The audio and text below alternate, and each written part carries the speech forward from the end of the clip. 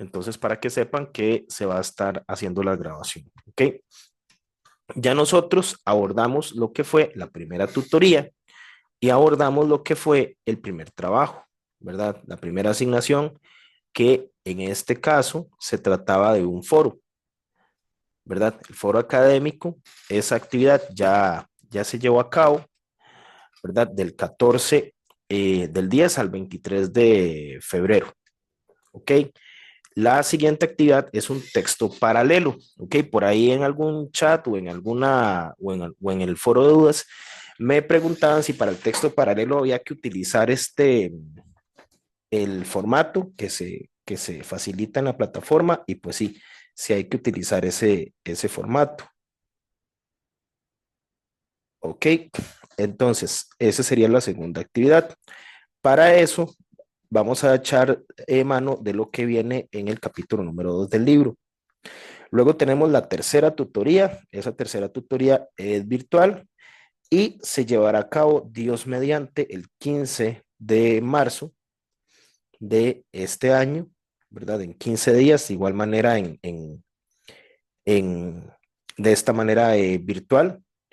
Y la última tutoría, ¿verdad? En este caso, la tercera tutoría, vamos a abordar el capítulo número 3 de la unidad didáctica modular y el capítulo número 4, ¿verdad? Vamos a llevarlo a cabo el día 29, ¿verdad? La tutoría 4, que sería el 29 de marzo. Esta se brindaría de manera presencial en el Centro Universitario de Chiroles y pues si ustedes lo tienen a bien, hasta podríamos hacer como una actividad de cierre para poder compartir un poco entre nosotros, ¿verdad? Y así pues conversar un poco y algunos criterios y demás. Para el proyecto de investigación, las fechas van del 24 de marzo, es decir, comienza en esa semana de la última tutoría y termina el 13 de abril.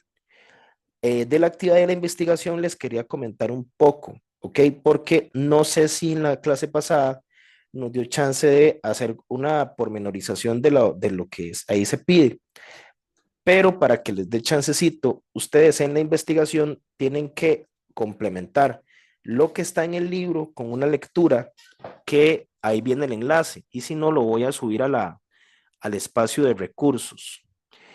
Esa lecturita ya se las voy a mostrar. Es este librito.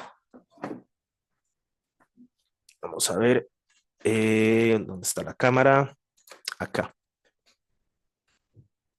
¿Lo conocen? ¿Lo han escuchado mencionar? Loca de Gandoca. Sí, sí, yo sí. Ujú. ¿Lo tiene? No. Ok. Bueno, el enlace está para PDF, ¿verdad? Este librito pues se basa en las luchas de Ana Cristina Rossi por defender el refugio de vida silvestre de Gandoca Manzanillo, ¿verdad? En el cantón de Talamanca. Entonces, la idea del proyecto de investigación es hacer como un acercamiento desde las condiciones que se dan a nivel político, económico y cultural a nivel nacional con situaciones particulares que ustedes puedan investigar propiamente dentro del cantón. ¿Ok? Entonces, vamos a profundizar nada más un poquitito sobre el tema del proyecto de investigación para que lo tengamos claro, para que quede aclarado aquí y también para que sepan de dónde van a obtener los recursos para hacer la actividad. Entonces, vamos a ver, aquí estamos viendo la pantalla. Sí, aquí estamos viendo esto. Ok, entonces ya el foro 1 pasó, ¿verdad? Este foro, eso es otro aspecto. El foro ustedes lo enviaron la semana anterior, ¿ok? Para que sepan cómo funciona lo de las calificaciones. Más o menos el periodo para realizar las calificaciones de los trabajos son 15 días. Entonces, ustedes, por ejemplo, mandaron el foro más o menos el 23 de febrero, entonces las calificaciones estarían más o menos para el 8 o el 9, ¿ok? El tiempo relativo en que se hacen las calificaciones es más o menos de una semana, de 2 semanas, perdón. Ok. Luego esas calificaciones se van a subir a la plataforma primero se van a calificar en Aprendeu y posteriormente esas calificaciones van a ser subidas en el entorno general de notas. Ok. Esa es la nota, digamos, como final, por así decirlo, o la nota donde ya viene desglosado dentro del promedio final de ustedes. Después tenemos el texto paralelo, independencia, institucionalización del Estado y el apego de la oligarquía cafetalera, que es de lo que vamos a hablar un poquito acerca del capítulo 2. Nos salimos un poco de toda esta primera intervención y nos vamos un poco al Valle Central. Luego tenemos el agotamiento del modelo liberal, los nuevos actores sociales y la guerra civil en Costa Rica. Esto va de 1920 a 1940. Esto abarca básicamente lo que es el capítulo número 4, todo lo que pasó en la guerra del 48 y finalmente el proyecto de investigación. Entonces dice que el proyecto pues es un ensayo. Entonces, dice que elabora una introducción donde explica con claridad de qué trata la reacción, especificando las partes que lo componen. Y la investigación es, realice una investigación bibliográfica tomando en cuenta el capítulo 5 de la unidad didáctica modular y el libro La Loca de Gandoca, disponible en la plataforma. Identifique las problemáticas a nivel económico, social, medioambiental y educativo y de seguridad que tiene Costa Rica para el año 2024, ¿verdad? Que tuvo para el año anterior. Ok, todos esos datos ustedes los pueden buscar en páginas oficiales, como por ejemplo en el INEC, en el informe del Estado de la Nación, en el informe del Estado de la Educación, ok, para el nivel nacional. Después, ustedes tienen que investigar sobre los problemas sociales, económicos, medioambientales, educativos y de seguridad del cantón, ¿verdad? Del cantón de Talamanca. Entonces, eso igual lo pueden buscar en datos a nivel nacional o pueden hacer consultas, por ejemplo, en el gobierno local. Y finalmente, ustedes van a reconocer sobre igual ese tipo de problemas ambientales, educativos, de seguridad, económicos y sociales de la comunidad. Entonces, ahí va a cambiar un poco la cosa, ¿verdad? Porque, por ejemplo, qué sé yo sé usted de qué comunidad es, Bocaure, de Bocaurén. sí, Ok, Bocaurén, eso es en la parte baja del río Urén. Ujú. Ok. Y Jacqueline, Yo soy de Suiri, del otro lado del río. de Suiri, ujú, antes de llegar a Mouri, ¿verdad? Después de Suresca está Suiri, después de Siri está Mouri. Correcto, ese Ujú. mismo. Exactamente. Entonces ustedes van a hacer esa investigación propiamente de la comunidad, es decir, yo soy de Ocaurén, usted de Suiri y así sucesivamente, si es de Cachabri, si es de Soqui, si es de Catsis, si es de Bajo Cuen, si es de Cepecue, o si es de Cepecue 2, si es de Chiroles, si es de Suretka, así sucesivamente, ¿ok? Esa parte del trabajo entonces es más personalizada. Como de eso tal vez no hayan datos escritos, entonces sería bueno que ustedes busquen el apoyo de alguna persona líder en la comunidad, ¿verdad? Sabemos que en las comunidades pues están las ADIs, ¿verdad? Que la ADI está la aditibre y está la aditica, y también hay organizaciones comunales que tienen pues una influencia, ¿verdad? Que hacen asambleas, ¿verdad? Por ejemplo, ahí en Chiroles vemos que de vez en cuando hacen asambleas, ¿verdad? Y en la finca educativa y así sucesivamente. Que busquen ese tipo de información con personas líderes de la comunidad. A partir de la lectura del libro de La Loca de Gandoca, haga una reflexión sobre las problemáticas ahí planteadas y la situación actual en el cantón. Recordemos que pues está el cantón pues es bastante grande, ¿verdad? Incluye además eh, pues de ahí desde Penshur, ¿verdad? Hasta la frontera con Panamá y toda la parte alta de la Alta Talamanca. Entonces, la idea es que ustedes comparen un poco la situación que se plantea en el libro de Ana Cristina Rossi con lo que está pasando actualmente, ¿verdad? Que también ahí podemos hacer una indagación acerca de lo que sucede, por ejemplo, en el caso de zonas como en Gandoca, ¿verdad? Como en Puerto Viejo, como en Cahuita. Por ejemplo, está el tema de la gentrificación, que es todo un asunto ahí, pues, que ha generado mucho debate a nivel nacional y que, pues, sería muy rico poder hacer un debate acerca de ese tema. Una vez que ustedes tienen mapeados cuáles son los problemas, ustedes van a elaborar recomendaciones para la solución de las problemáticas estudiadas en cuanto al nivel nacional, en cuanto al nivel cantonal y en cuanto al nivel de la comunidad. Y a partir de eso van a elaborar recomendaciones para esas problemáticas y finalmente las conclusiones, ¿verdad? Tienen que elaborar una conclusión que responda con al menos 3 argumentos sobre lo investigado para realizar el ensayo. Y finalmente las referencias bibliográficas. ¿Ok? Entonces, voy a revisar si en no lo tengo aquí en la plataforma, entonces vamos a incluirlo acá en la plataforma. Vamos a ver.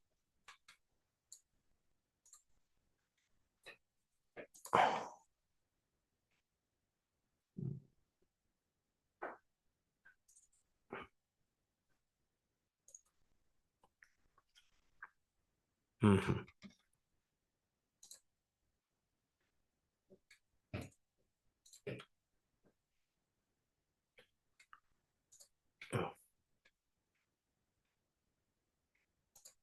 ujú. Ok, entonces aquí va. Aquí está en el espacio general. Aquí pueden acceder al archivo. Ok, entonces este es el librito. Es poquitito, son 60 páginas. Aquí está en modo PDF, ¿verdad? Y aquí pues pueden ir haciendo la lectura, pueden irlo descargando para que tengan la posibilidad de ir adelantando esto, ¿verdad? Porque si tienen que, aparte de leer del capítulo número 5 del libro, hacer la lectura de la novela para hacer una contrastación de los elementos que ahí están planteados, ¿verdad? De toda la denuncia de la escritora. ¿Ok? ¿Alguna duda respecto a temas de trabajos pendientes, de los trabajos que siguen? Profe, yo sí. Dígame. Sí, sería con la tarea esta que tenemos actualmente. Usted, bueno, creo que ahorita lo dijo porque estaba atendiendo aquí a alguien, no le puedo escuchar bien. Ok. Entonces, por eso es que le pregunto. Usted dice que respetemos el machote, ¿verdad? Pero cuando se refiere al machote, yo leo el machote y dice una hoja, el comentario y otra hoja. Entonces, en ese mismo lo estiramos hasta una hoja o lo separamos en otra hoja. Eso es lo como que no me llega a mí, no lo entiendo. Ok, voy a irme acá para verlo. Ok, estamos en módulo 2, ¿verdad? Entonces aquí viene machote texto paralelo y las instrucciones. Vamos a verlo por acá. Ujú,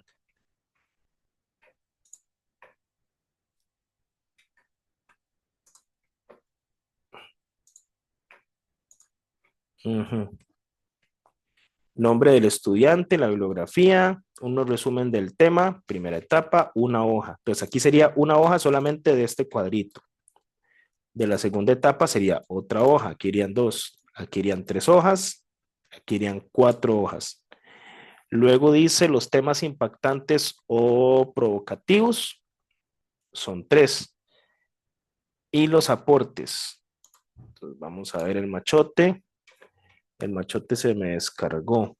Vamos a irnos a descargas a ver cómo se ve el machote. Perdonen, es que esta computadora está medio extraña. Descargas, machote texto paralelo.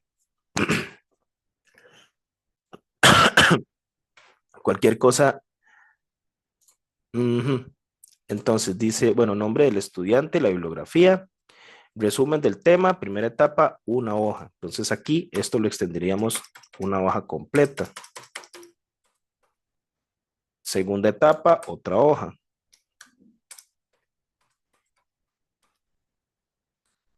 Tercera etapa, otra hoja.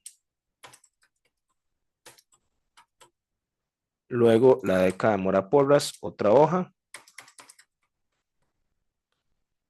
Ok, temas interesantes o provocativos y los aportes. Entonces vamos a ver aquí. Texto paralelo. Dice, analizar las características del periodo de la independencia e institucionalidad del Estado. Lea cuidadosamente el capítulo 2. A partir de la lectura procedan a completar la hoja que se encuentra. Para darle sustento teórico. Ajá, 3 fuentes bibliográficas.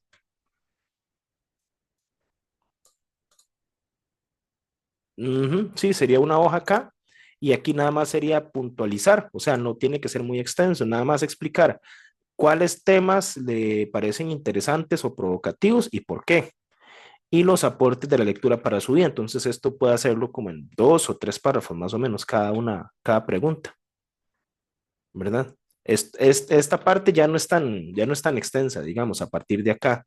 Lo que sí tiene que desarrollar en una hoja es esto, o sea, el resumen de la primera etapa, de la segunda, de la tercera y de la cuarta etapa. Más o menos así como lo puse yo, en unas 5 páginas más o menos. ¿Sí se entiende? Sí, sí, profe, ya ahora sí me queda claro. Es que sí, yo me imaginaba así, pero la verdad es que mejor pregunto, porque uno Sí, no sí, sí, no, sabe. no, no. Gracias. Para eso estamos. Ok, les pido nada más un momentito para coger un poquito de agua. Es que vengo saliendo como de un pequeño resfrío y se me seca un poquito la boca. Entonces, vamos a comenzar ya con lo que habíamos quedado la clase pasada. Ok, entonces vamos a terminar de analizar lo que quedaba pendiente del capítulo 1 y el capítulo número 2. ¿De acuerdo? Entonces, les pido un permisito y ya regreso. ¿Está bien?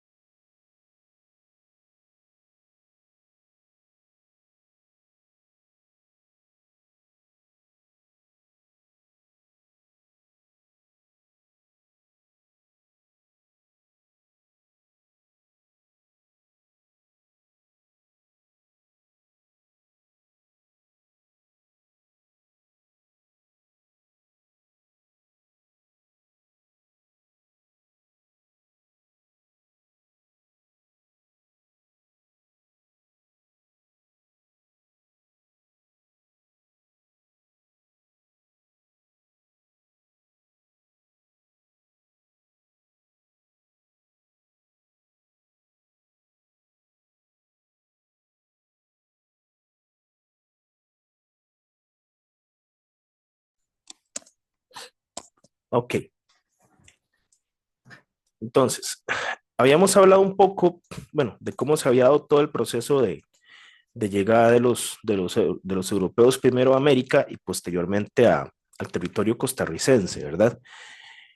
Eh, Esto pues partía ¿verdad? De una serie de eventos que se fueron desarrollando, ¿verdad? Primeramente la llegada de Cristóbal Colón, ¿verdad? Que fue pues una cuestión muy circunstancial, ¿verdad? Porque originalmente se buscaba llegar hasta la India y pues se topan con el continente americano Y a partir de ahí, gracias al vínculo que existía entre la Iglesia Católica y la corona española, pues se establece un control, ¿verdad?, del territorio y la utilización de la religión también como parte de un mecanismo de control por parte de los españoles en el continente americano.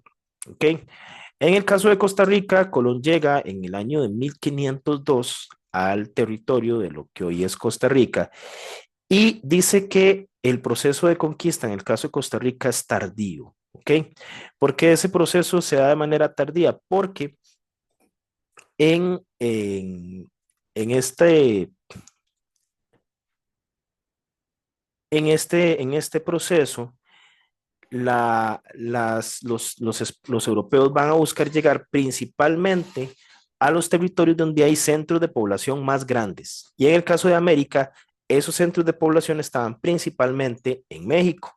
Por eso, por ejemplo, hablamos de la colonización del imperio o la caída del imperio azteca y la llegada de Hernán Cortés aquí, en esta región. Cortés ingresa por la ciudad de Veracruz hasta que llega a la capital, a Tenochtitlan. También es importante mencionar que pues los aztecas tenían enemigos, ¿verdad?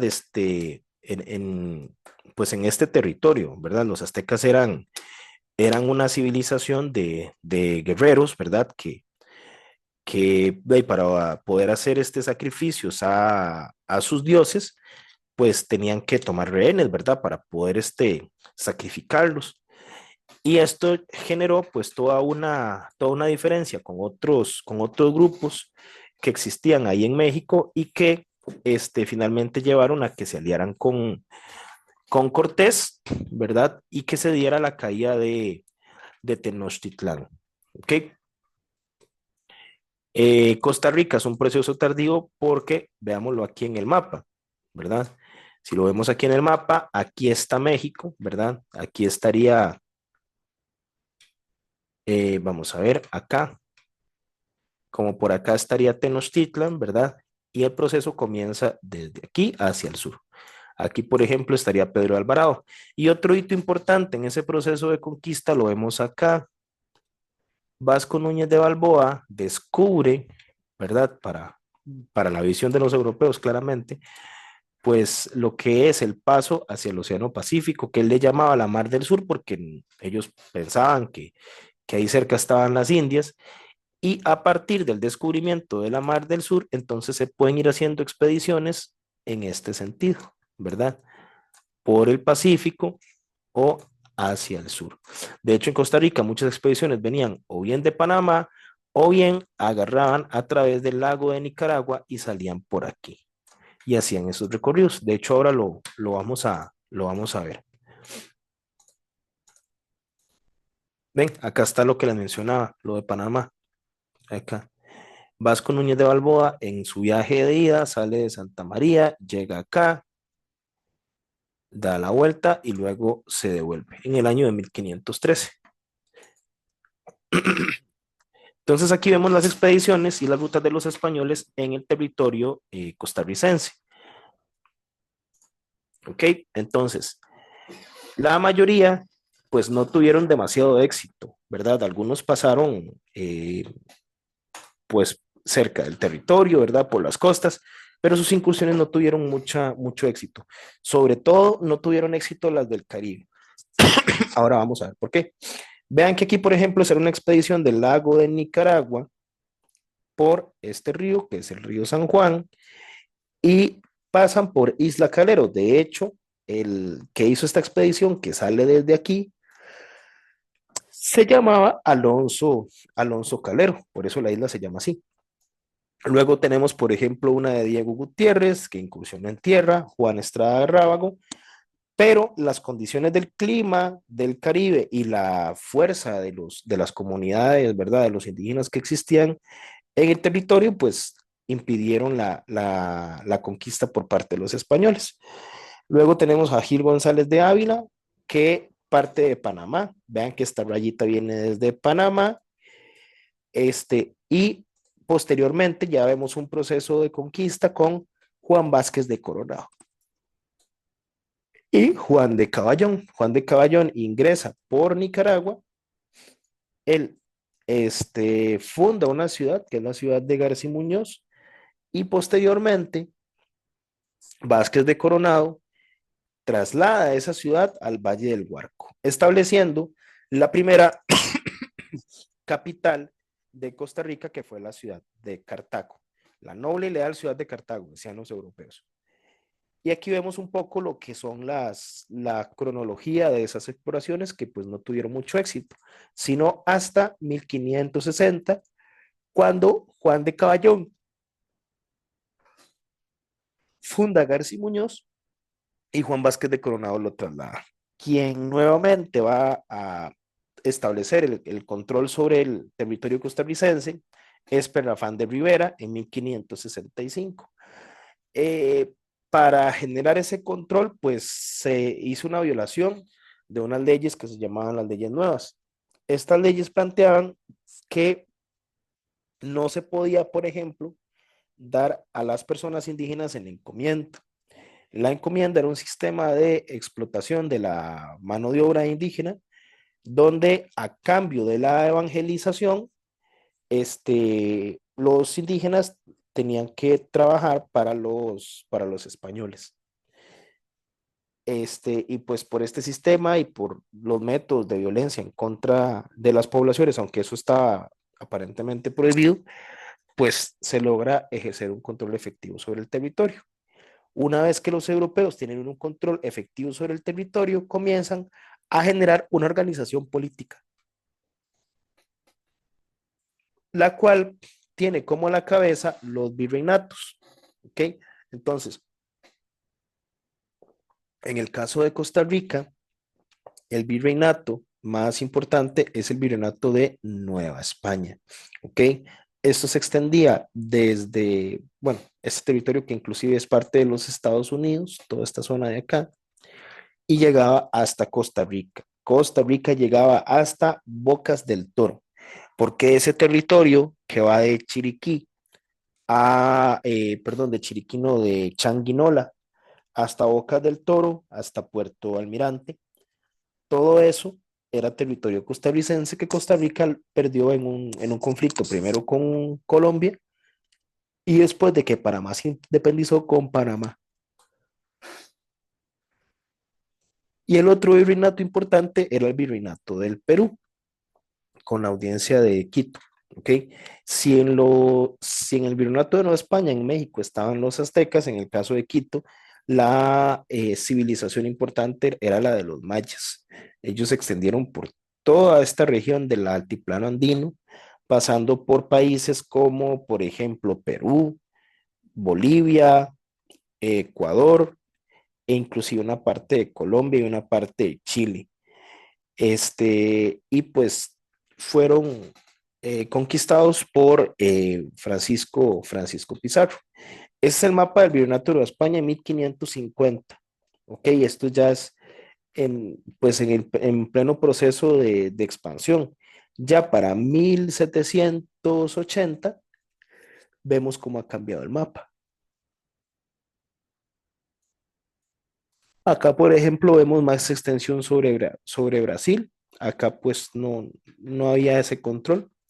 Después tenemos más virreinatos, aparte del virreinato del Perú, tenemos el virreinato del Río de la Plata y el virreinato de Nueva Granada, así como capitanías generales.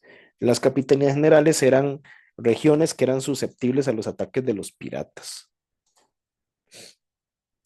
Entonces, para lograr ejercer un control efectivo, se crean una serie de instituciones. En el caso de las que estaban en España, teníamos la Real Audiencia, el Consejo de Indias y la Casa de Contratación de Sevilla. Entonces, la Real Audiencia eran tribunales de justicias, el Consejo de Indias eran asesores del monarca y la Casa de Contratación de Sevilla servía para el pago de rentas. Entonces, aquí les planteo una pregunta. Los españoles, ¿qué llegaron a buscar a América? ¿Qué, ¿Qué se llevaron ellos? ¿Qué extrajeron? ¿Cómo generaron ganancias los españoles con lo que había en América?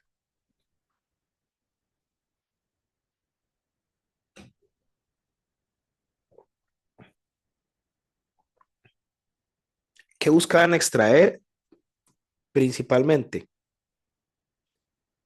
Gloria, tal vez usted, ¿cómo está?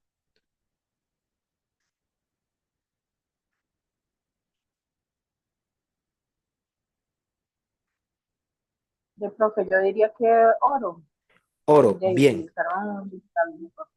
perfecto. No me cuelgue, Jacqueline, no apague el micrófono que ya contestó.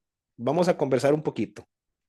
Ok, Jacqueline, ¿qué pasa si no había oro?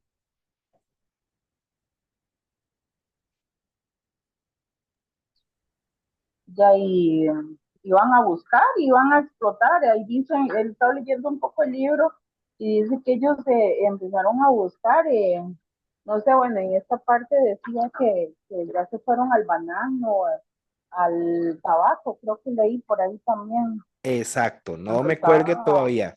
No me cuelgue, no me cuelgue, no me cuelgue. Bien, es decir, si no había oro, lo principal era oro y plata, ¿ok? Eso lo vimos antes, el concepto de mercantilismo, ¿ok? El mercantilismo es la riqueza a partir de la acumulación de metales preciosos, principalmente oro y plata. Si no habían metales preciosos, de alguna manera se busca sacar un beneficio. Entonces, lo que hacían era explotar a la población a través de los siembros de artículos que eran endémicos de América. El tabaco es de aquí, la papa es de aquí, el cacao es de aquí.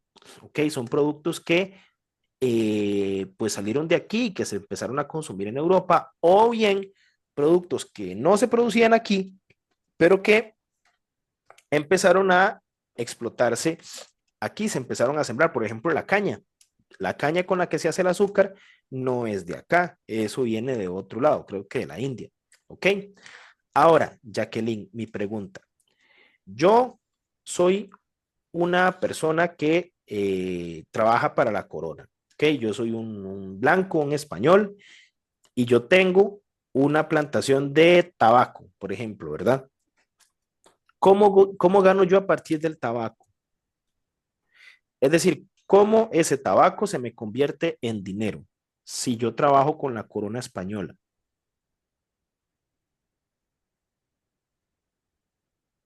exportándolo, sacándolo a otros países, ¿A cuál país? cultivando. Eh, bueno, aquí, pero para decir no me falla la mente, por acá creo que decía que también como que en sectores de Panamá y luego llevaban a eso, o sea, todavía no ando muy bien, pero ya, yo diría que a Gran Bretaña, España, ya donde venía toda la corona española y eso. Ajá. A España sí, a Gran Bretaña no. ¿Ok? Entonces, eso es muy importante. Había algo que se llama el proteccionismo. ¿Qué es eso? Si yo soy una corona, perdón, si yo soy una colonia que pertenece a España, yo sí o sí solamente voy a comerciar con España, con nadie más. Yo no tengo permiso para hacer nada más aparte de eso. ¿Ya? Entonces, España me va a obligar a comerciar únicamente con ellos. ¿Por qué? ¿Cómo gana la corona española con mis exportaciones? Con el tabaco que yo estoy produciendo y que yo vendo.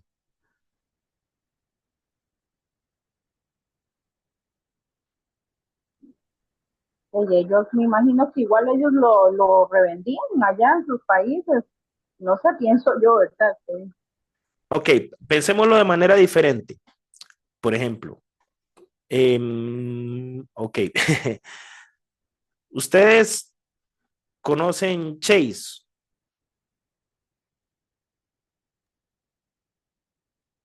Obvio que sí. Ok, Ahí todo el mundo conoce. ok. Entonces, ¿qué es lo que sucede en Chase? ¿Por qué comprar en Chase es tan barato?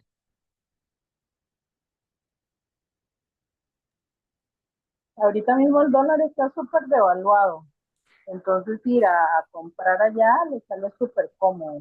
Por Ujú. eso igual acá mucha gente de este lado va al otro lado a comprar licores para venir a vender a su terreno, ¿verdad? A su territorio, inclusive por San José llevan por todos lados. Exacto. No solamente es por el tipo de cambio, sino porque cuando un artículo ingresa a un país, tiene que pagar un arancel. Ese arancel se paga en una aduana, ¿ok? Cuando uno compra cosas en Chase, eso no sucede, ¿verdad? Porque no hay, digamos, como un ingreso formal. Por ejemplo, si usted va a Panamá, en Panamá usted tiene permiso de comprar cierta cantidad de cosas. Entonces, usted va a Zigzaola, usted pasa con su cédula y le dicen, ok, mira, compró 4 botellas de licor. Ok, está bien. 4 botellas de licor. Si usted agarra un pickup y lo llena de cajas de cerveza, a usted le van a preguntar en la entrada, ¿verdad? En el puente, ¿y para dónde va usted? ¿Por qué? Porque el Estado gana a partir de los aranceles. Es decir, el gobierno gana dinero con lo que usted produce a partir de lo que le cobra por exportarlo o por importarlo. ¿Ya? Con España había un asunto. Era que usted solamente le podía mandar sus cosas a España, ¿verdad? Si usted trabajaba aquí, si usted era una persona que explotaba el territorio y la gente acá, y además, usted, cuando ese producto entraba a España, usted tenía que pagar un quinto real. El quinto real era el 20% de lo que valía su exportación. Y aparte de eso, a la iglesia había que darle otro aporte. ¿Cómo se llamaría el impuesto que se le pagaba a la iglesia? ¿Cuánto porcentaje de lo que usted se gana le pide la iglesia?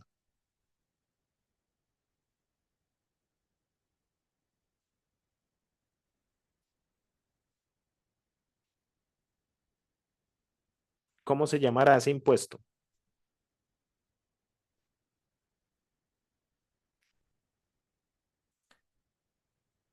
Se llama diezmo. Es decir, el 10% de lo que usted exporta va para la iglesia y el 20% para la corona. Ergo, eso quiere decir que usted se queda solo con el 70% de lo que produce. Si a mí me están cobrando impuestos por exportar mi tabaco o mi cacao y alguien me dice, mira, mejor véndamelo a mí, así como a lo callado, eso lleva al desarrollo de una actividad que sucedió mucho y que fue un dolor de cabeza para los españoles, que fue el tema del contrabando. Entonces, la Casa de Contratación de Sevilla se encontraba en España, se encontraba acá. Vamos a ver si tenemos un mapa de España acá. Acá está Castilla y acá, de donde salen todos los barquitos acá, está la Casa de Contratación de Sevilla. Sevilla es una región ubicada al sur de España, desde donde salieron los barcos de Colón y de otros exploradores y comerciantes. Entonces, para eso servía la Casa de Contratación de Sevilla. Usted tenía que pagar las rentas, tenía que pagar impuestos. Luego tenemos lo que es el Consejo de Indias. El consejo, como lo dice la palabra, pues da consejo, asesora al monarca. Y las audiencias eran tribunales de justicia en cada jurisdicción. Entonces, si usted tenía un problema con algún vecino por un tema, por ejemplo, de tierras, usted tenía que ir a la audiencia. Eran como tribunales de justicia. La iglesia tenía sus jurisdicciones religiosas y reducciones. ¿Qué es una reducción? ¿Ok? Hagamos de cuenta que vivimos en una comunidad. ¿Ok? Entonces, en esa comunidad, voy a poner un ejemplo que yo conozco, ¿verdad? Está el papá y la mamá, viven en una casa, pero alrededor de esa casa del papá y la mamá viven una hija, luego vive la casa de otra hija, luego la casa de un hijo, y después esa hija tuvo hijos y ese hijo tuvo hijos, etcétera. ¿Ok? Es una familia grande. Para lograr evangelizar a las personas en América, empezaron a reducir esos núcleos familiares grandes a núcleos familiares pequeños. ¿Ok? Entonces, solamente en lugar de tener todo ese respaldo del abuelo, la abuela, los primos, las tías, etcétera, se van a reducir en familias nucleares y se van a establecer en lugares específicos para poder hacer la conversión hacia la religión católica y también para pues buscar un control de la población. Por ejemplo, aquí en Cartago hay una iglesia muy antigua que es la iglesia de Orosi. Ahí muy probablemente hayan sido monjes franciscanos quienes hayan tenido el control sobre el territorio, ¿verdad? En esa iglesia y muy probablemente de ahí habían reducciones de personas indígenas que eran traídas ahí para que posteriormente se incorporaran como mano de obra. Luego, en el caso de América, habían virreinatos. Si en España mandaba un rey, en América mandaba un virrey, ¿ok? Entonces, virrey es al rey como el vicepresidente, por así decirlo, al presidente. Era un representante del monarca en América, era un alto muy cargo. En el caso de América hubo 4 virreinatos antes de la independencia. Había uno en Nueva España, que es México, hasta Costa Rica, otro en Nueva Granada, que era básicamente Colombia, Ecuador y Venezuela, otro en el Perú, que era Perú, Bolivia y el norte de Chile, y finalmente el del Río de la Plata, que son los países del Río de la Plata, Argentina, Uruguay y Paraguay. Después tenemos las capitanías generales, eran territorios de menos extensión y el capital general tenía funciones militares. Además, teníamos provincias que conformaban las capitanías y los virreinatos, los cabildos, que eran gobiernos locales, los corregimientos, población secundaria ocupada por población indígena, y las intendencias que se encargaban de la recaudación militar. Ok, entonces, voy a explicar un momentito el tema de las capitanías generales. Voy a buscar una imagen para mostrarles.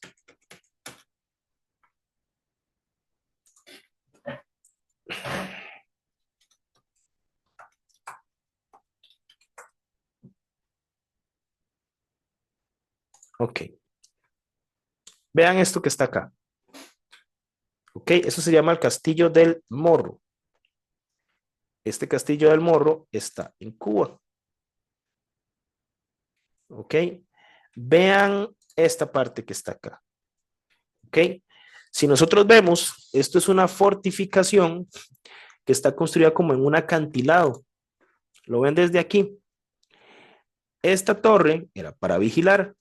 De acá, de esta pared que vemos en esta zona, aquí hacia abajo, salían cañones. Entonces, cualquier barco que llegara con una bandera equivocada, pues lo agarraban a cañonazos. Ahora, veamos propiamente en dónde se encuentran estos cañones.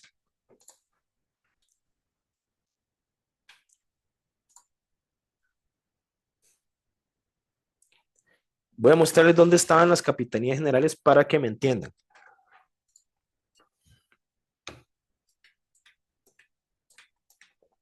Ok, capitanías generales había en La Habana, que incluía Cuba, que es esta isla grande que está acá. Había una en Santo Domingo, que está acá. Santo Domingo es la capital de República Dominicana, toda esta zona.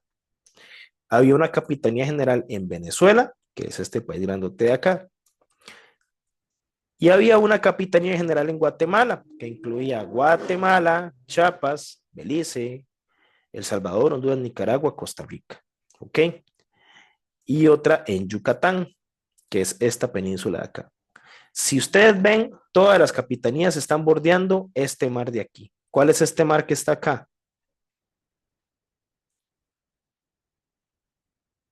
El mar que está rodeado por las Antillas y por Centroamérica.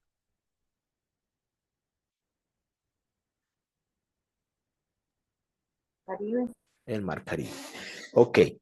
¿Por qué cree usted que había tanta fortificación y tanto muro en esas regiones? Por ejemplo, hay otro que les quiero mostrar. Este fuerte Cartagena.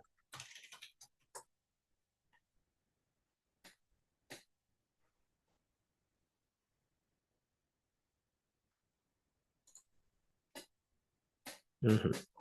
Esto, por ejemplo, está en Cartagena, Colombia. Vean esto, es como un disco, ¿lo ven? Como un círculo. Entonces, igual, barquito que llegara con la banderita equivocada, van cañonazos. ¿Dónde está Cartagena? Acá, acá está Cartagena. ¿Ok? Toda esta zona estaba apertrechada, pero entonces, ¿qué había en el Caribe que podía hacerlos tener problemas? Que podía generar un problema con los españoles. La piratería. ¿Ok? La piratería fue la manera que encontraron los ingleses, por ejemplo, para lograr socavar a la presencia española. Luego, otro tema que tenemos aquí importante es el uso de la violencia, ¿verdad? A las poblaciones originarias, pues hubo trabajo por medio de la encomienda y por la esclavitud para las personas afrodescendientes, para las personas traídas de África. Hubo represión de grupos indígenas por medio de la pena de muerte y en 1709 Pablo Presberes se levanta en Talamanca en contra de en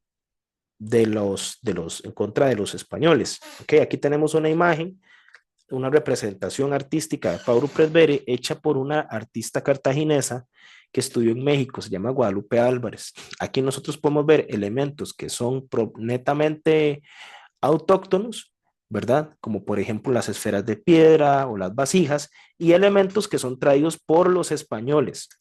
Por ejemplo, aquí a la derecha. ¿Qué imágenes identifican ustedes de cosas traídas por los españoles? En la imagen, analicémosla un momento.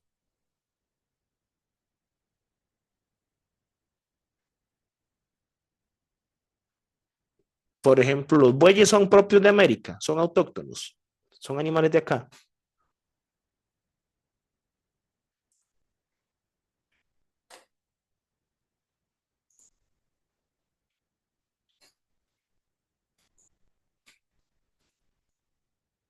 O la religión. ¿Reconocen esta imagen que está aquí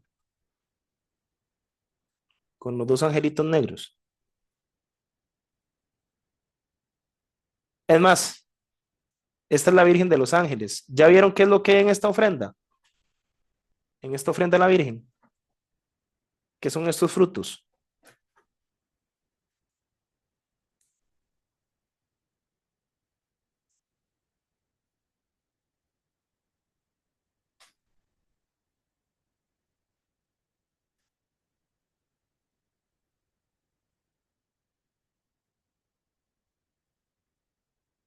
Es cacao. ¿Lo ven? Ok. Luego, otro aspecto importante del periodo colonial es el comercio. Entonces, una de las cosas que comerciaban era cacao, que ya lo mencionamos, el añil, que era una matita que daba un tinte azul, el tabaco y finalmente la ganadería. La ganadería se concentró en la zona del Pacífico Norte, ¿verdad? Todo lo que es Guanacaste. Este comercio colonial, pues, comenzó con la comercialización de trigo, ¿verdad? Maíz, muy importante, y cerdos a Portobelo. Portobelo era un puerto que se encontraba en Panamá. En el siglo XVIII comenzó el cultivo de cacao en Matina. De hecho, en la zona de Talamanca también se cultivaba mucho cacao. Yo no sé si ustedes han pasado también después de, sí creo que es, no sé si es antes o después de Chase, cuando uno viaja por el lado de Bambú, que uno pasa por un túnel. ¿Han detallado ese túnel ustedes? La fecha que dice.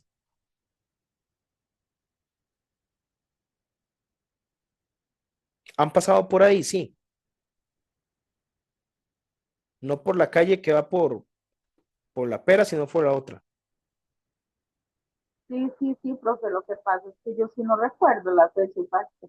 La he visto, sí, pero de ahí, costumbre, ¿verdad? Uno no Ujú. memoriza, no le pone interés a las cosas. Sí, ahí dice 1914. Ese túnel muy probablemente haya sido un túnel para una línea férrea, que lo más seguro ya no está, ¿ok? Porque había una línea férrea ahí para sacar cacao, ¿ok? Eso era parte de algo que se llamaba la la compañía de Changuinola, ¿ok? Porque recordemos que antes de 1920, todo lo que se extendía hasta Bocas del Toro era territorio costarricense, ¿ok? Entonces, esa región era una alta productora de cacao. En el siglo XVIII se comenzó a cultivar en Matina, pero uno de los problemas que tuvieron los españoles fue el contrabando de los ingleses, ¿verdad? El contrabando inglés fue muy fuerte, sobre todo a través de la piratería. Por ejemplo, los galeones españoles podían salir llenos de productos y esos productos eventualmente esos barcos eran saboteados por ingleses, ¿verdad? Que pues tomaban posesión del barco, ¿verdad? Hacían un ingreso, ¿verdad? Al barco obligatorio, ¿verdad? Los coaccionaban y les robaban las cosas. Eso lo hacían primero los piratas y después los piratas comenzaron a tener apoyo de la monarquía inglesa. Entonces hacen un acuerdo que se llama una patente de corso y los piratas pues siguen haciendo lo mismo que hacían antes, pero ahora en nombre de la corona inglesa. Y a partir de ahí fue que empezó España a perder adeptos y a perder importantes cuotas de poder en contraposición a los ingleses. ¿Verdad? Los piratas actuaban por cuenta propia y los bucaneros trabajaban para las coronas inglesa y holandesa. Después tenemos el tema de la posesión de la tierra. ¿Okay? ¿Cómo se administraba la tierra? Primeramente, los españoles, la corona española, cuando un conquistador quería pues probar suerte, ¿verdad? Se venía aquí al continente americano, pagado todo de su pecunio, y establecía aquí un ayuntamiento y una iglesia. Si tenía suerte estableciendo el ayuntamiento y la iglesia, la corona le daba un título nobiliar, ¿verdad? Ya pasa a llamarse don alguien, ¿verdad? Y aparte de eso, le da una merced de tierras. Entonces, una merced de tierras podía ser un territorio de una caballería, dos caballerías, no sé, y pues en ese territorio podía poner a trabajar a la población indígena. Después habían composiciones que eran cuando había una disputa sobre la propiedad de un terreno, entonces hacían una audiencia, ¿verdad?, con un juez para establecer de quién era el territorio. Luego tenemos los ejidos, que eran tierras comunales, y las pueblas de los pardos, que eran regiones que estaban en las afueras de las comunidades pobladas por los españoles, de donde salía mano de obra negra o mano de obra indígena. De hecho, la Virgen de los Ángeles fue encontrada en una zona que se llama La Puebla, ¿verdad? La Basílica de los Ángeles no es el centro de Cartago, sino las ruinas de la iglesia de Santiago Apóstol. Y pues aquí tenemos un poco lo que son cada uno de los tipos de propiedades. Y el otro aspecto importante es el asunto de las castas, ¿ok?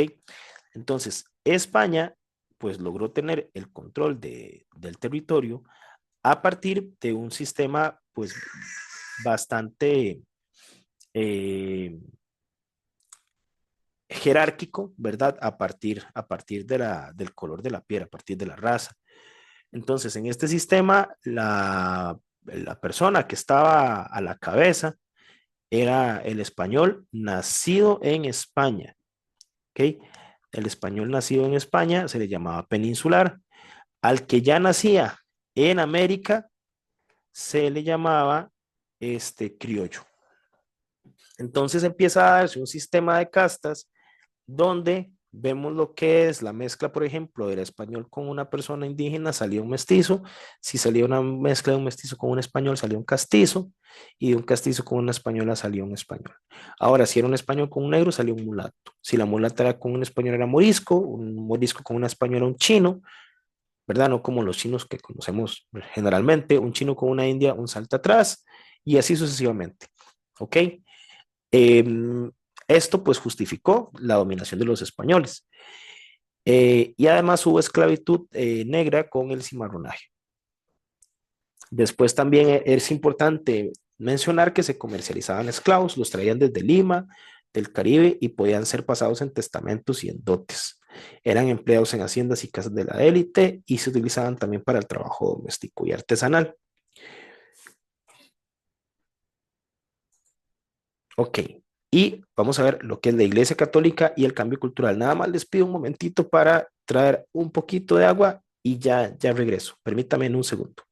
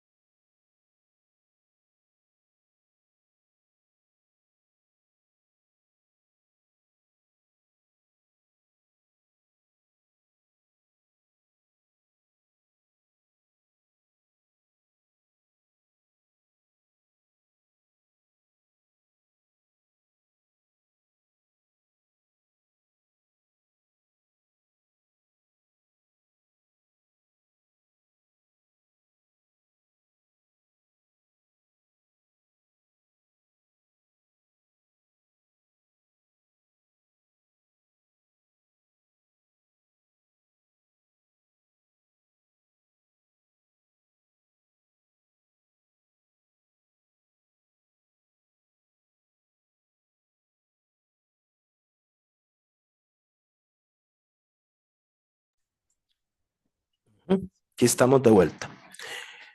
Ok, entonces, el último aspecto del periodo colonial tiene que ver con el asunto de la imposición cultural que se llevó a cabo a partir del establecimiento de la Iglesia Católica. Ok, entonces vamos a ver que se plantea una reducción de la idolatría, ¿verdad?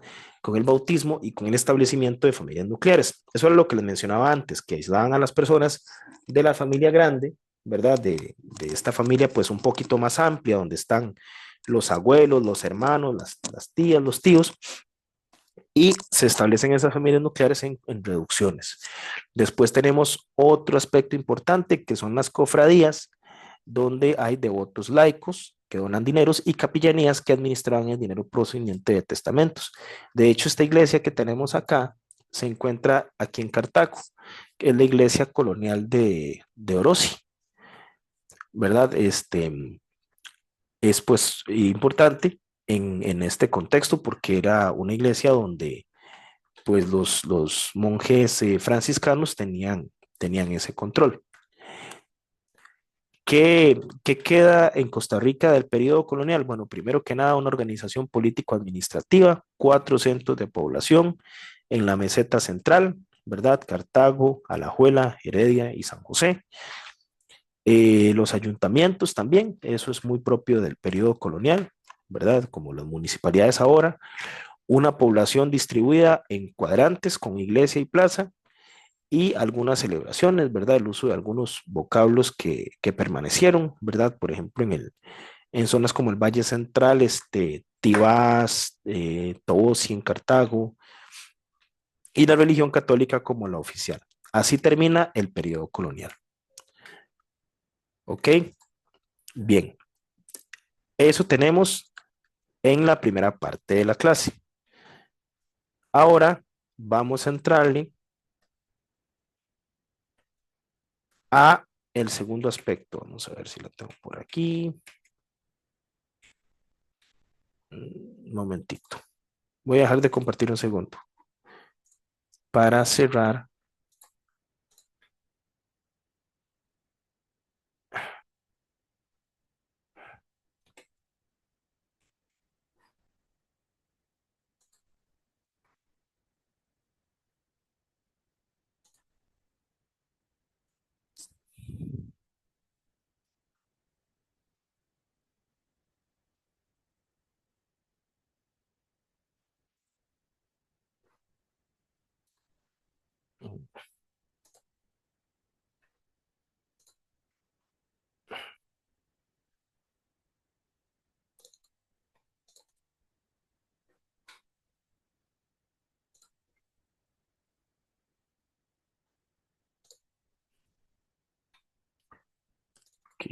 un momento.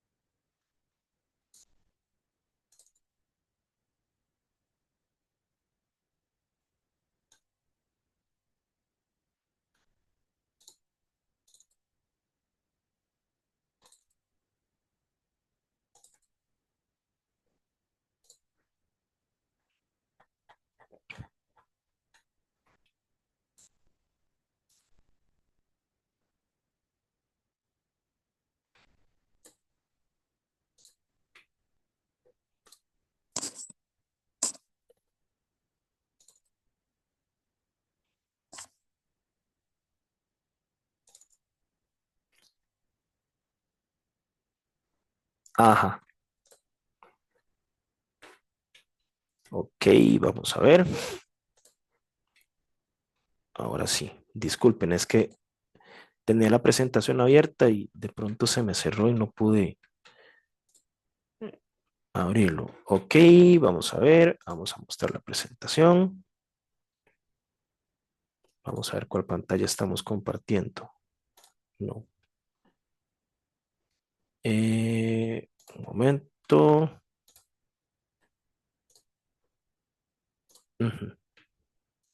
Ok, bien. Ya vemos un poco lo que fue Costa Rica durante el periodo colonial. Ahora vamos a ver cómo es que ese periodo llega a su fin. ¿Cuáles son las razones que llevan a que el periodo colonial pues finalice?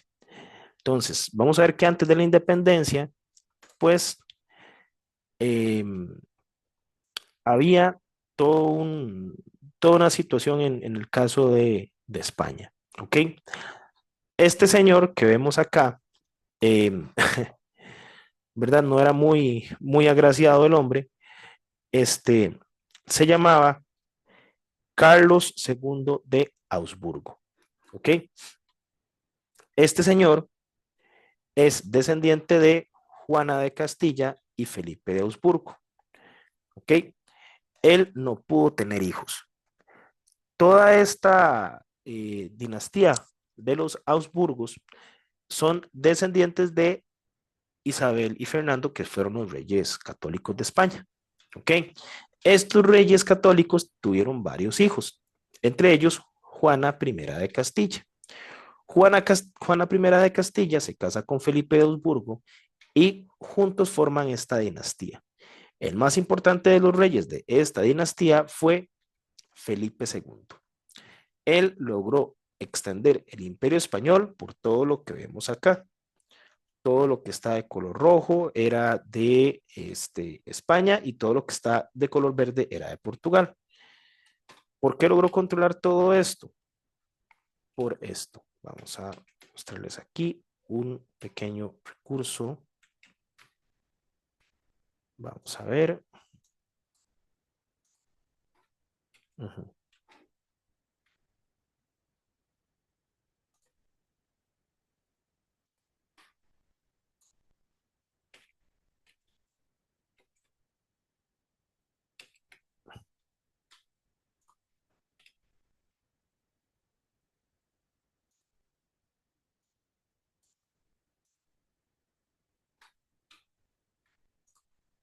Ujú. Un momentito.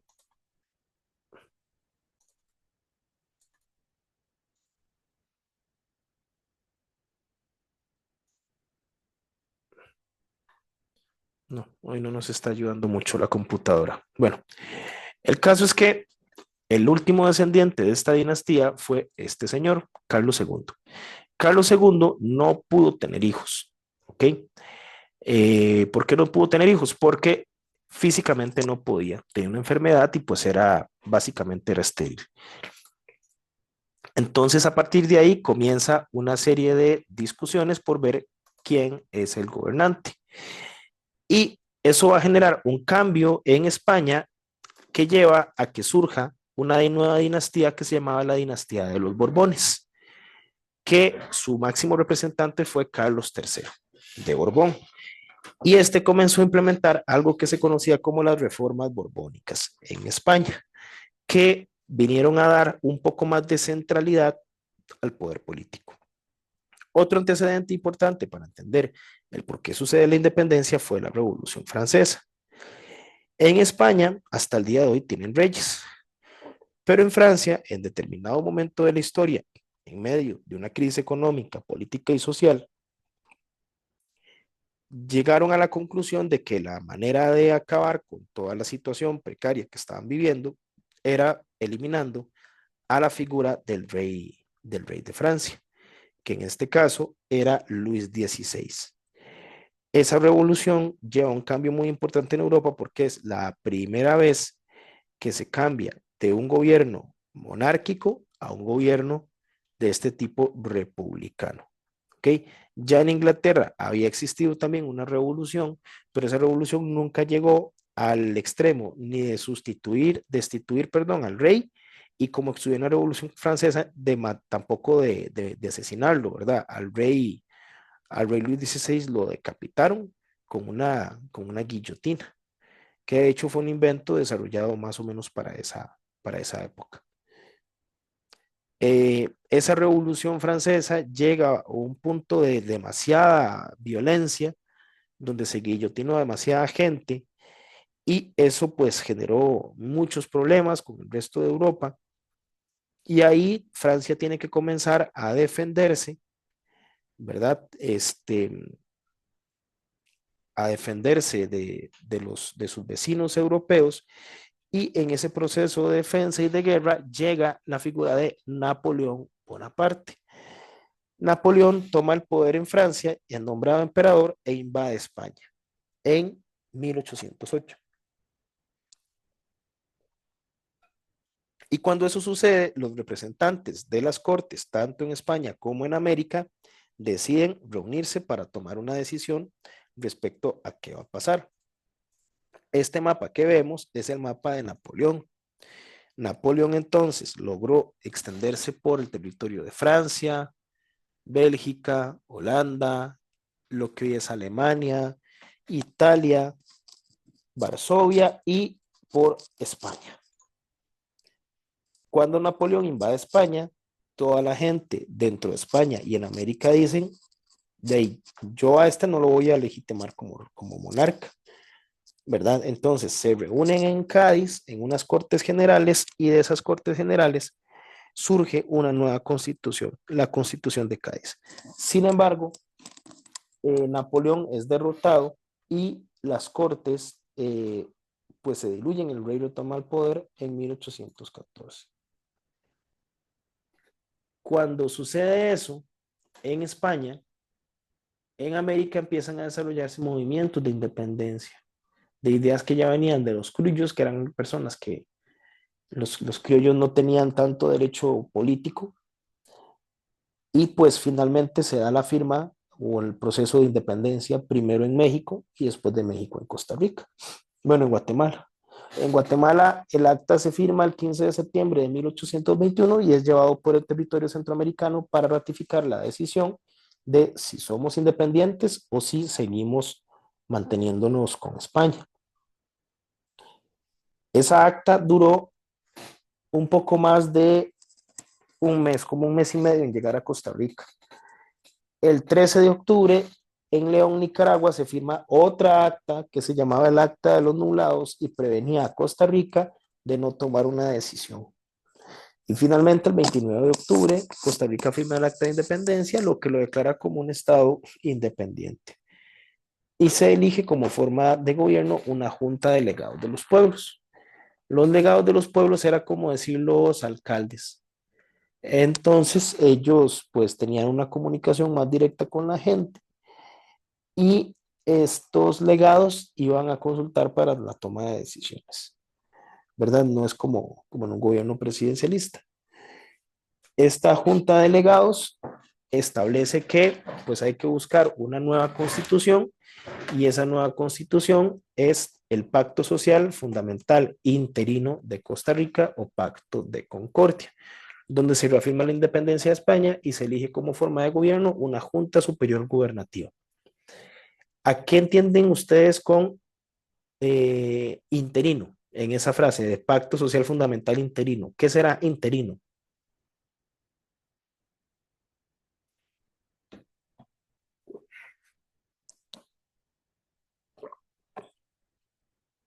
Por ejemplo, yo digo, estoy nombrado de manera interina. ¿Qué quiere decir eso, interino? Que no tiene seguridad, en cualquier momento lo pueden despedir. Ajá. En este caso, esa palabra interino quiere decir temporal. Es por mientras. ¿Por qué? Porque vamos a ver, a Costa Rica la independencia le está llegando de fuera. Ya, o sea, el primer país que se independiza es México, ¿verdad? México quería ser un imperio. Bueno, no lo consiguió. Después de México, Costa Rica dependía de Guatemala. Entonces, Guatemala firma el acta de independencia el 15 de septiembre y le manda a preguntar a las colonias si ratifican la decisión. Profe, Hola. nos hizo falta el confite hoy.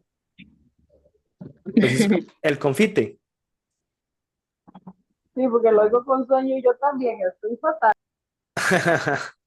Tranquila. Ya casi. Aquí vamos poquito a poco. Aquí estamos tomando agua. Es que está, bueno, les comento así un poco una infidencia. Es que pasé la semana un poco afectado de salud. Hasta ahorita me está saliendo un poquito más la voz. Entonces, eso sí lo golpea a uno un poquito, ¿verdad? Cuando está uno así medio apachurrado, pero aquí vamos al pie del cañón, sí, hizo falta el confitito. Ok, volviendo acá, disculpen. Eh, lo que les mencionaba antes, esta situación que vemos acá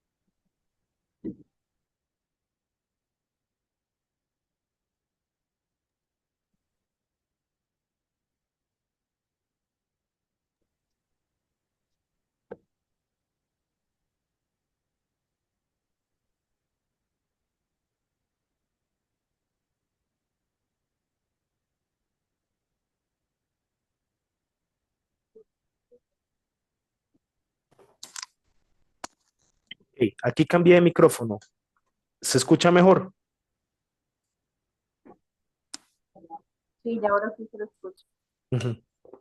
Ok, voy a volverme un momentito.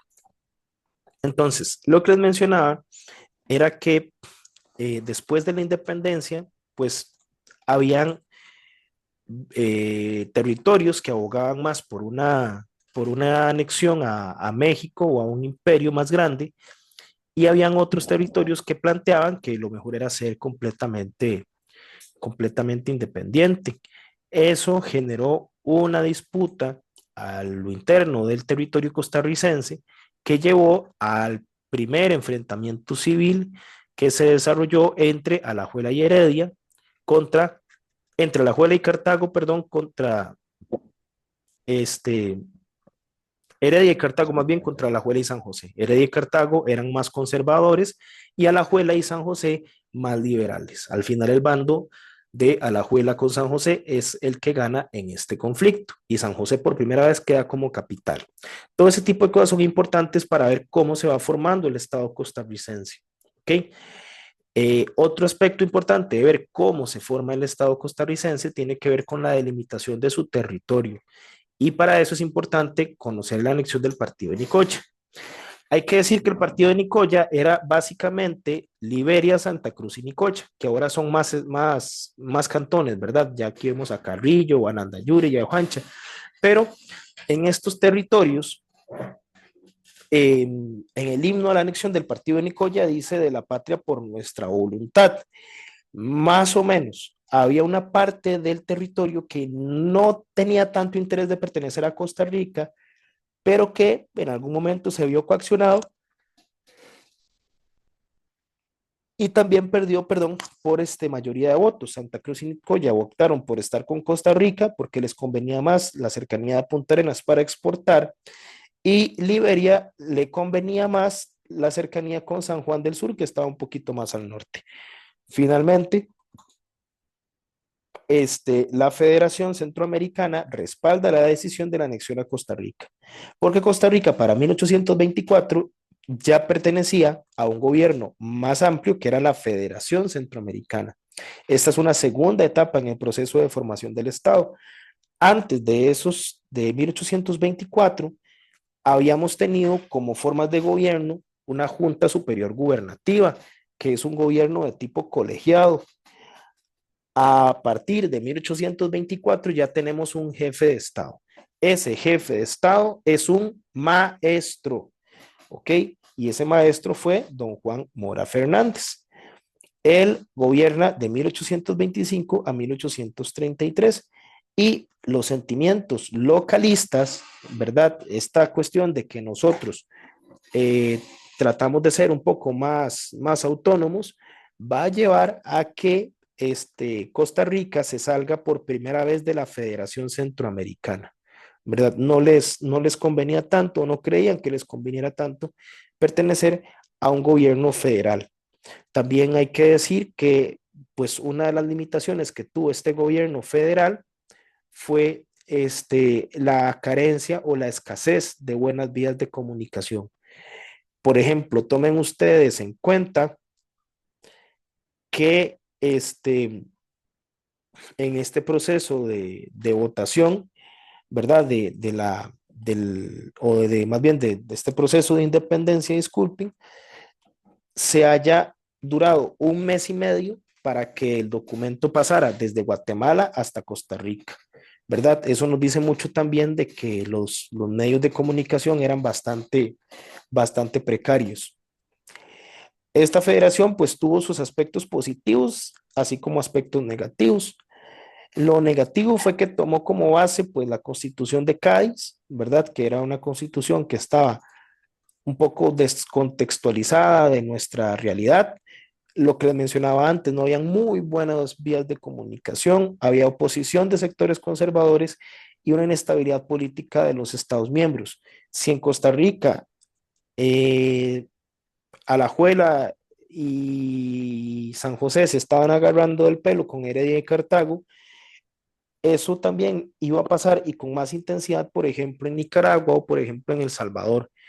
En Nicaragua, por ejemplo, habían dos ciudades que eran antagónicas. Una era liberal, que era la ciudad de Granada, una ciudad muy bonita, y la otra era la ciudad de León, ¿verdad? Ahí se daba esa disputa por ese espacio y pues eso llevó a que finalmente la federación se terminara.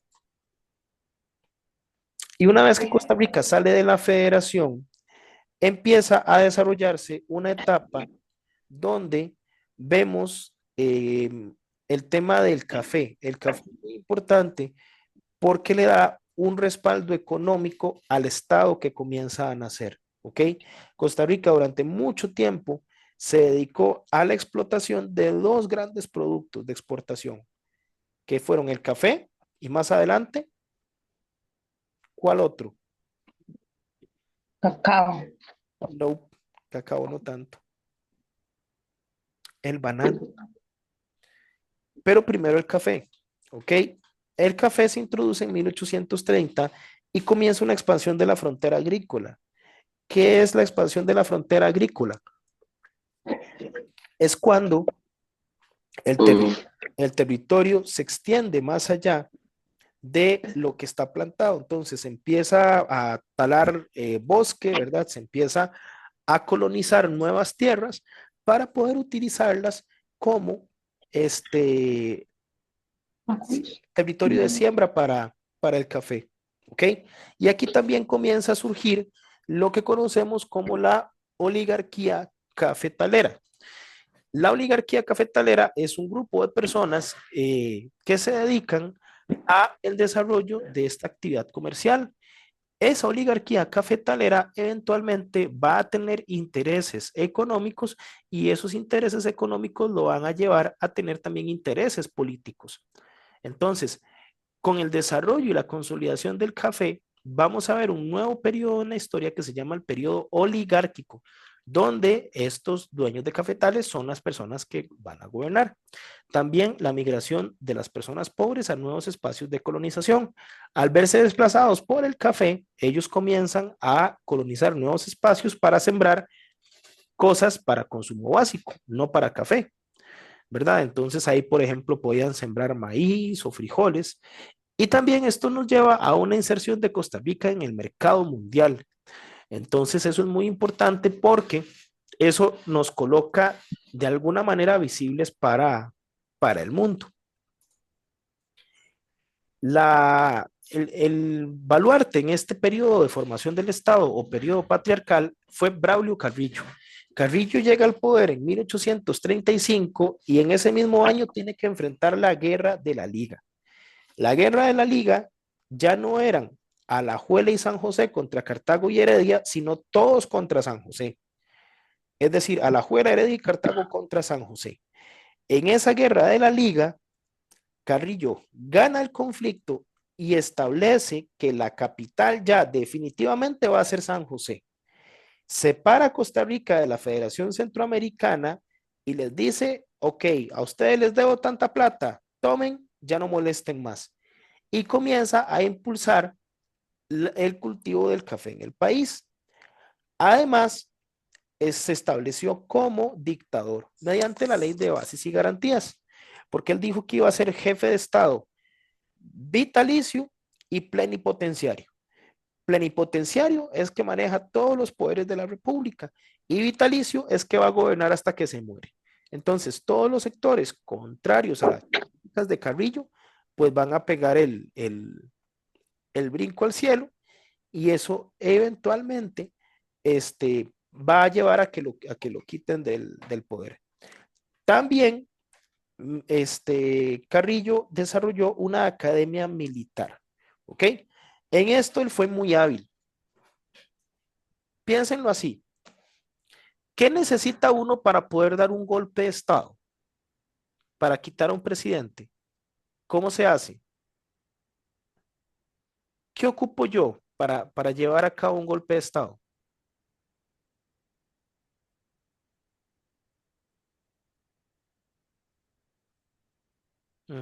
Ahí la escucho, Gloria, Jacqueline.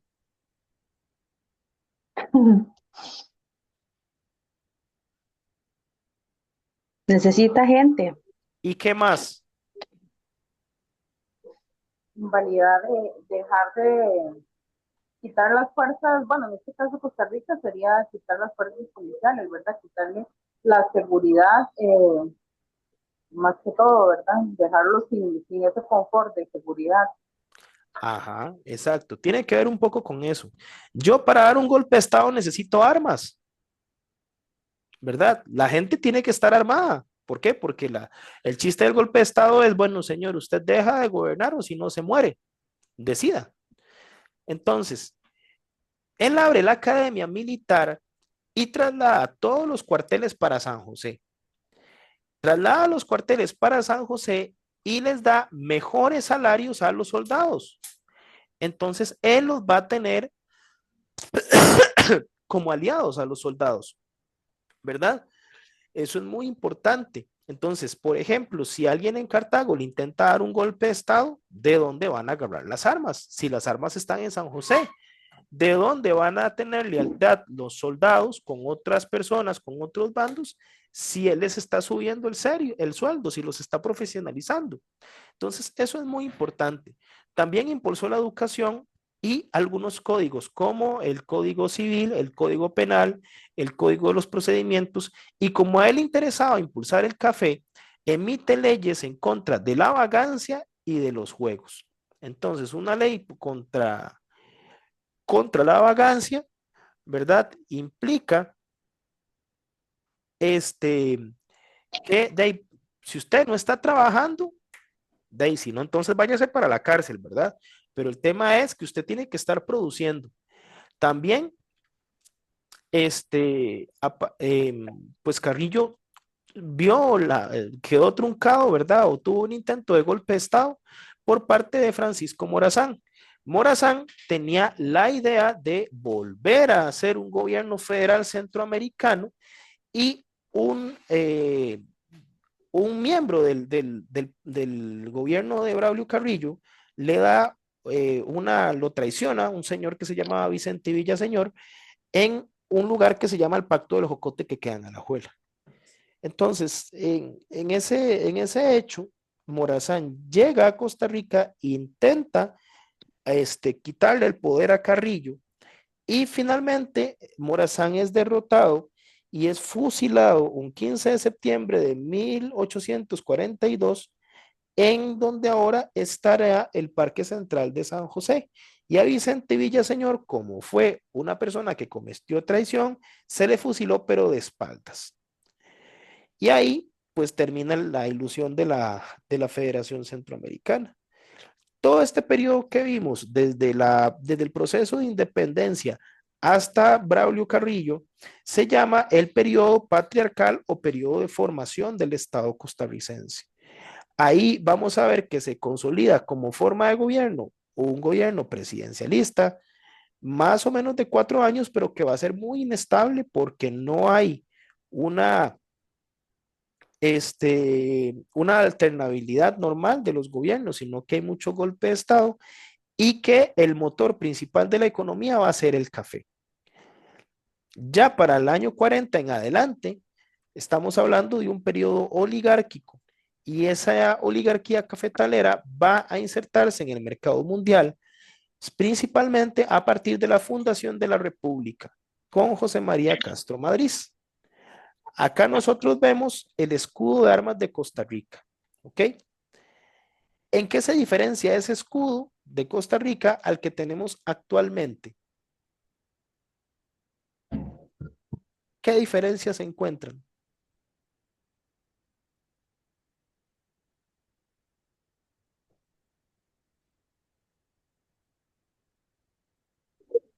En la parte del fondo, profe, de esas banderas y Ajá, en la parte alrededor. sí. Ese escudo, Jacqueline, es un escudo de armas. Es decir, eso tiene lanzas. Actualmente el escudo tiene granos de café. Luego vean las estrellas. ¿Por qué solamente tiene 5 estrellas? Si en el escudo hay 7.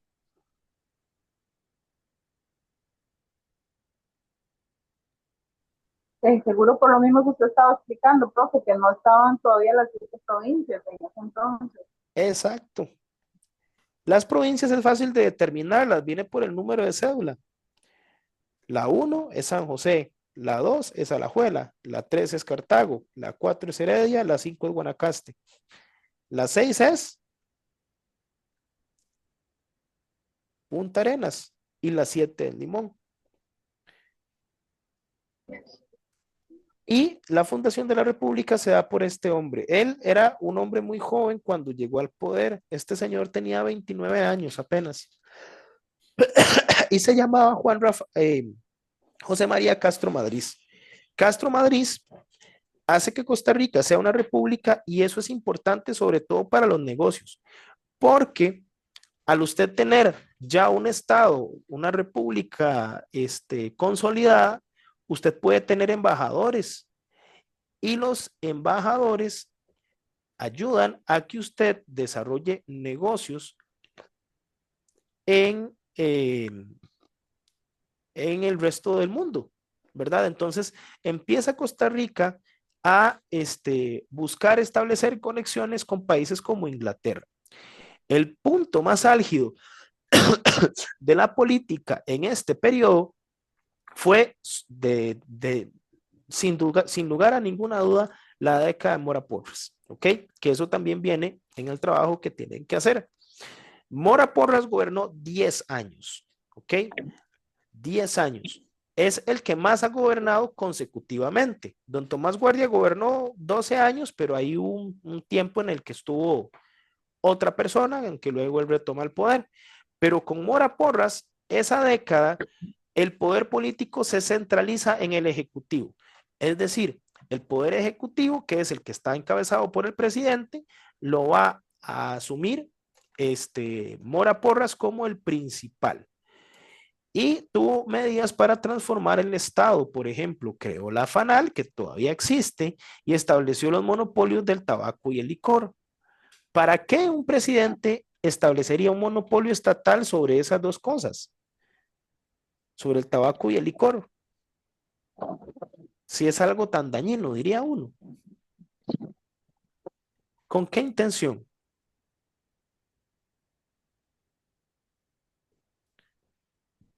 Con la intención de que el tabaco y el licor dejan mucho dinero, ¿verdad? Entonces, al establecer ese monopolio, el Estado percibe los ingresos de esos monopolios. De hecho, la FANAL todavía existe, solo que la FANAL ya no se centra tanto en producir licores, sino sobre todo en alcohol, ¿verdad? Lo recordamos en la pandemia.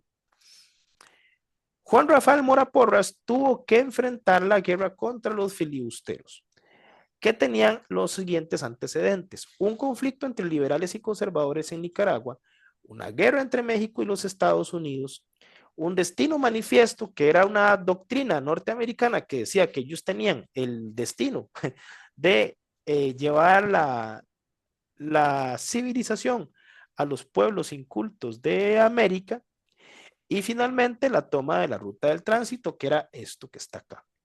¿Ok? Voy a mostrarles, a ver si puedo, un mapita.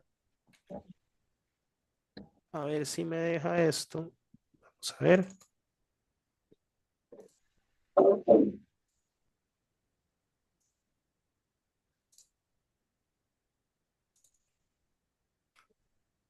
Ajá. Ok.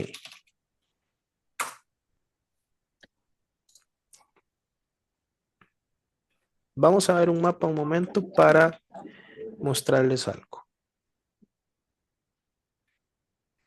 Ya casi carga.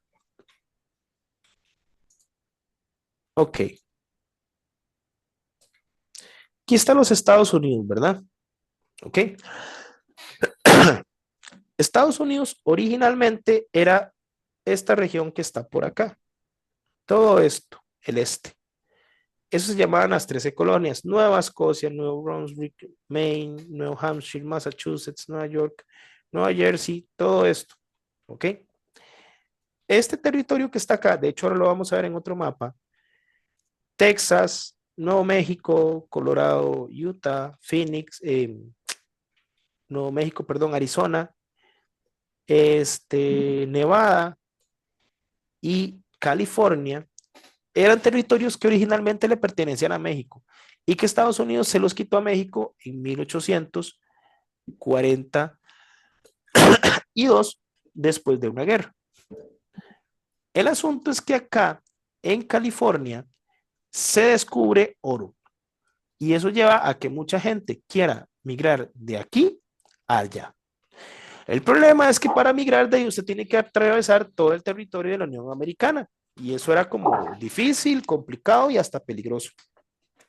Había otra manera de llegar y era haciendo esto. Usted salía de un barco en Nueva York o de Nueva Orleans y llegaba hasta la boca del río San Juan, que está acá. Aquí está Isla Calero. Entonces usted se mete por la boca del río San Juan, navega hasta que llega al lago de Nicaragua, hasta aquí, hasta San Carlos.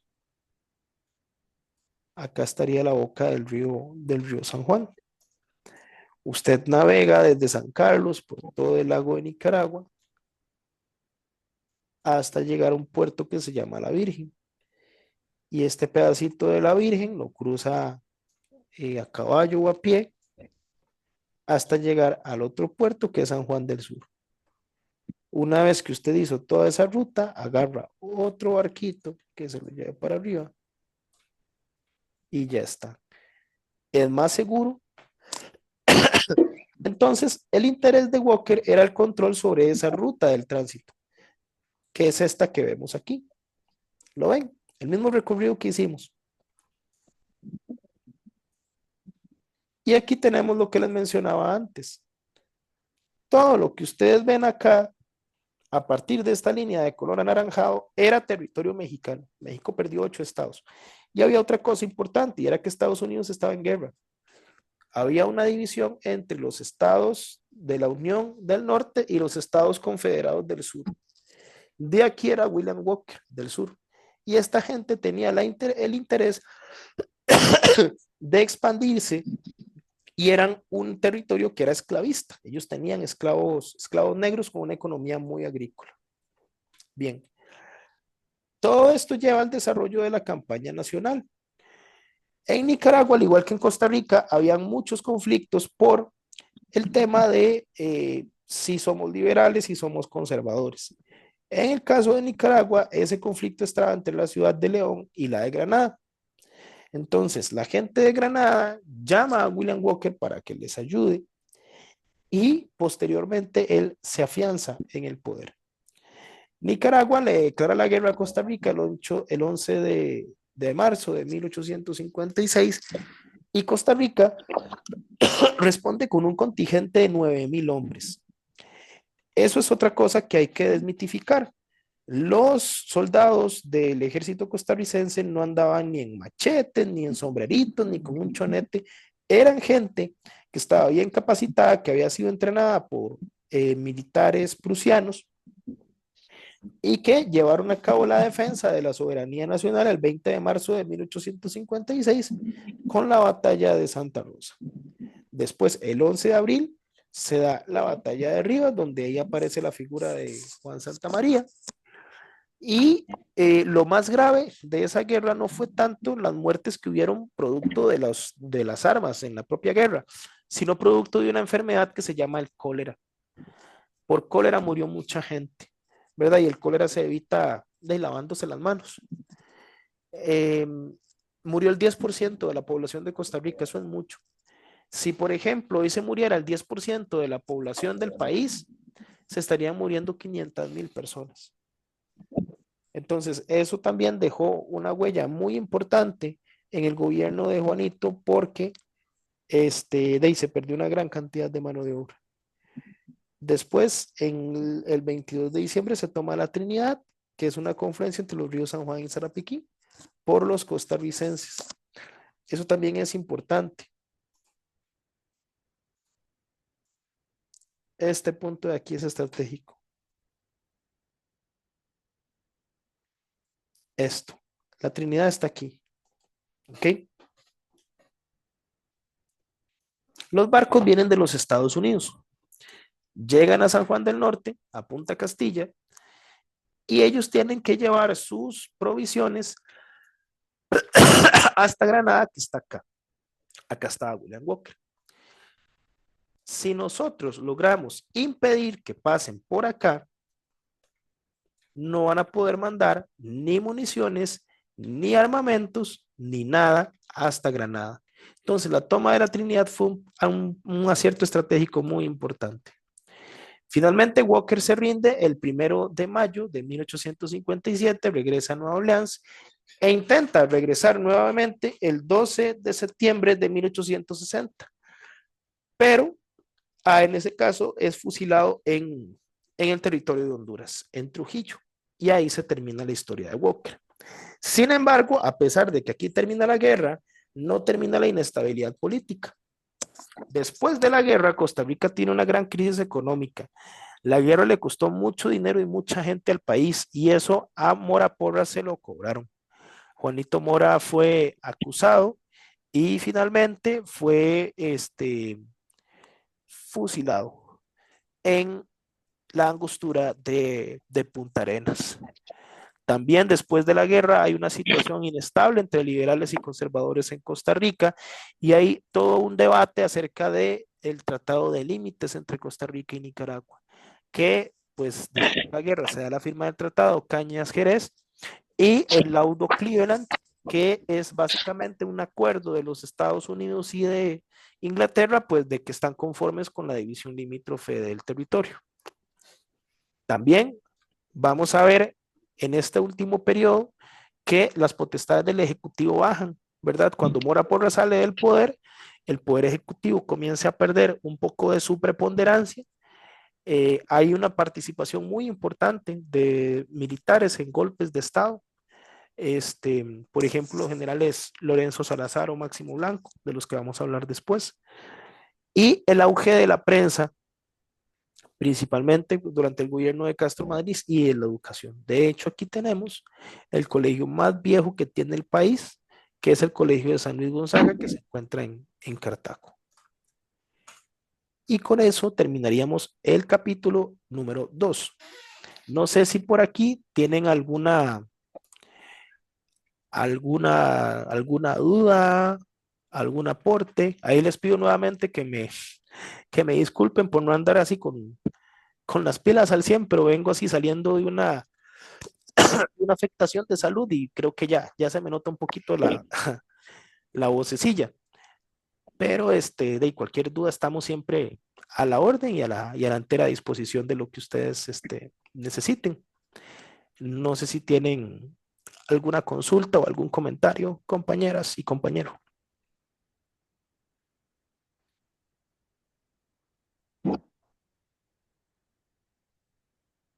Gloria,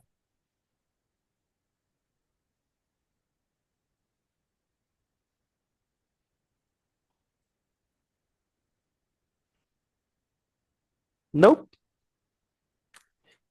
Bueno, saludos a todos allá. Ok, entonces si estamos bien. Ok, Profe, muchas gracias, Jacqueline. profe, tengo una pregunta. Dígame, Joser. Bueno, para mí es un tema del colegio. Quería saber cómo hacer un resumen. ¿Es como resaltar los puntos más importantes de cada tema o es escribirlo con las propias palabras de uno?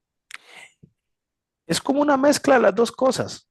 Digamos, la idea de un resumen es tratar de establecer lo que es más importante de cada tema y redactarlo de la manera en que usted lo entienda.